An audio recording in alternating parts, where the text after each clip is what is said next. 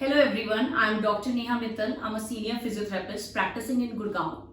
So today I am going to talk about a very important topic about post-COVID care.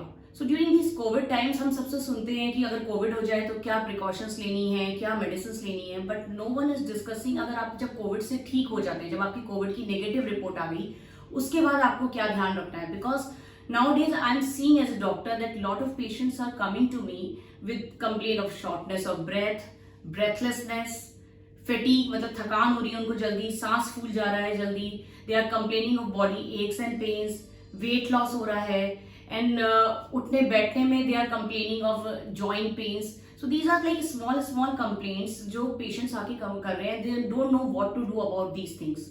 So today I am going to talk about सबसे पहले shortness of breath और breathlessness. अगर Covid होने के बाद आपको breathlessness feel हो रही है या सांस आपका जल्दी फूल जा रहा है जरा सा चलते या जरा सा स्टेयर्स चढ़ते, so I will advise that just follow few things even after being cured from covid. First, keep taking steam. It's very important to take steam जिससे कि जो थोड़ा बहुत भी एक्यूमुलेशन आपकी लंग्स में हो वो क्लियर हो जाए.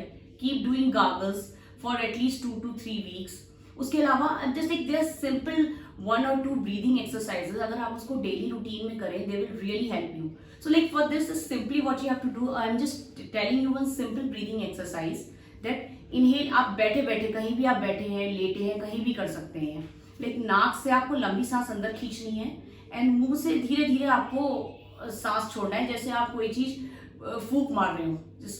Like you can see it right now.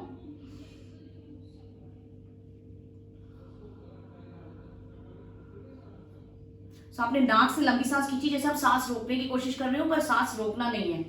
लंबी सांस जितना खींच सकते हैं खींचना है एंड फिर धीरे धीरे मुंह से छोड़ना है. एकदम झटके से नहीं छोड़ना है. लाइक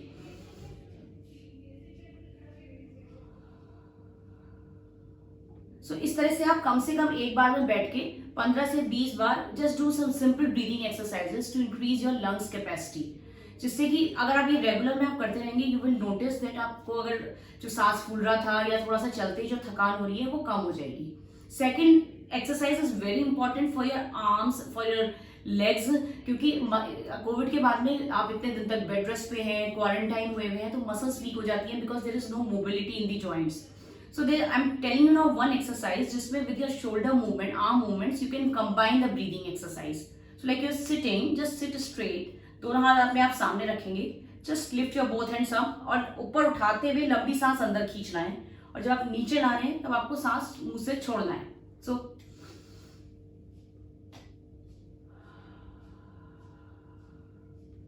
धीरे धीरे करेंगे, झटके से नहीं.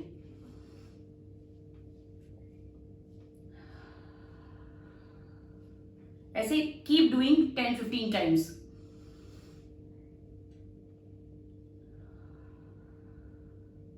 ऊपर आपको खींचना है और नीचे लाते हुए छोड़ देना है, लेकिन आपको बीच में भी सांस रोकना नहीं है क्योंकि ऑलरेडी आपको थकान, अभी फैटीग पीरियड चल रहा है, शॉर्टनेस ऑफ ब्रेथ चल रहा है, तो अभी होल्डिंग ऑफ ब्रेथ नहीं करेंगे. So this is a simple exercise which combines your shoulder movements as well as your breathing exercise. Third, very important that you keep moving your legs. So आप जैसे अगर सीधा बैठे हैं, आप अपनी चेयर पे भी बैठे हुए हैं अगर, तो आप सिंपली अपना एक पैर ऊपर करेंगे, उठा के जिस पंजे को अपनी तरफ ऐसे खींचेंगे. पंजा ऐसे खींचने से आपका ब्लड सर्कुलेशन बढ़ेगा. सो थोड़ा बहुत भी जो ब्लड क्लॉटिंग के चांसेस हैं वो चले जाते हैं अगर आप इस तरह से बैठ के खींचेंगे and relax. So like similarly lift it up और पंजे को ऐसे खींचना है आपको, तो आपको यहाँ पूरा खिंचाव आएगा.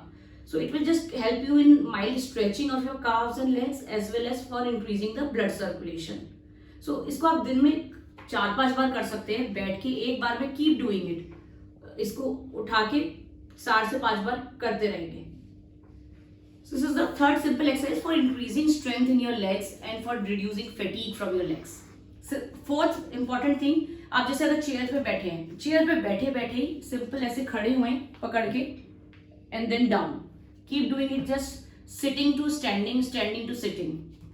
Just lift it up and relax. So इसको repeat it 10-15 times. So the main crux of whole thing is that कि after COVID immediately आपको कोई heavy exercise नहीं start करनी है. Don't go into sports. Don't go into either playing badminton or any other type of sport or running. Start gradually with simple exercises. Give your time, give your body time to heal, to gain that stamina back. So start with simple walks first. और वॉक्स भी ये नहीं कि आप एक एक घंटा सीधा चलने लगे after Covid. Start with 15-20 minutes walk. Start with brisk walk, not very fast walk. आपको लग रहा है आपको थकान हो रही है, आप बैठ जाओ. So just you have to follow your body, you have to respect your body कि अगर मुझे थकान हो रही है तो रुक जाइए. सिमिलरली विद एक्सरसाइजेस, आपको लग रहा है एक्सरसाइज करने में मुझे थकान हो रही है, रुक जाइए. So in short if we conclude, so first of all, after COVID, it's very important to take care of your body regarding nutrition. Just have good diet, take lot of fruits. Fruits are very important. पानी पीते रहिए, नारियल पानी पीते रहिए. Like just keep your body hydrated. Second, do breathing exercises to increase your lungs capacity. Third, simple exercises for your arms, for your legs to increase mobility. Just keep doing sitting to standing activities because of COVID you were on the bed rest or on like sitting posture for long. It's very important to move your joints. Fifth, just start with simple walks. And sixth and most important, try to stay happy. Be thankful to God that you are out of COVID and be happy. Interact with your loved ones and stay safe, stay healthy. Thank you. And I hope this video will help you. And still, if you have not subscribed my video, then I'm sharing the subscribe button here. You can subscribe my channel, you can like my channel, and do share with your friends and family so that they can also get important information regarding post-COVID care. Thank you and wish everyone a healthy life. Thank you.